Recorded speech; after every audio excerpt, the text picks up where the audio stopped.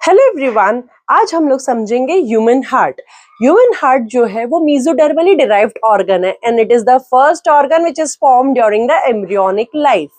Human heart की size जो है वो क्लेंच फिस्ट जितनी होती है। हार्ट जो है वो प्रेजेंट है हमारे दो लंग्स के बीच में इन द थोरैसिक कैविटी। अब दो लंग्स के बीच की स्पेस को हम मीडियस्टिनम कहते हैं एंड हार्ट जो है वो स्लाइटली टिल्टेड होता है टुवर्ड्स लेफ्ट साइड, इसीलिए लेफ्ट लंग में कार्डियक नॉच होता है to accommodate our heart. Now our heart consist of four chambers. Upper two chambers are smaller in size, whereas lower two chambers are larger in size. Upper two chambers have thin wall, whereas lower chambers have thick wall, and out of that also left chamber has the thickest wall. Upper chambers are called as atria and lower chambers are called as ventricles.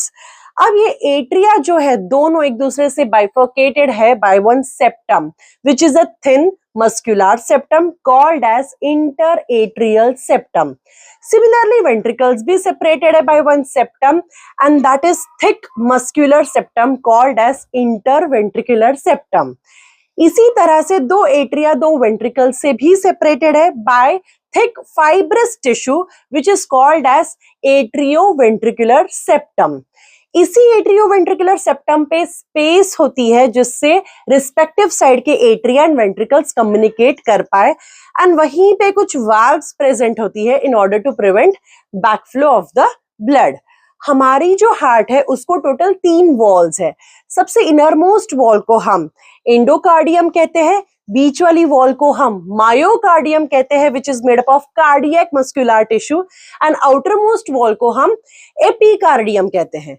Now this epicardium is also called as inner visceral layer of pericardial layer. Outer covering जो होती है उसे हम pericardial layer कहते हैं। They are made up of 2 layers. इन 2 में से innermost is called as visceral which is also epicardium and outer is called as parietal pericardial layer. और इन दो pericardial layers के बीच में present होता है pericardial fluid in order to reduce the friction. I hope the structure of heart is clear. Thank you.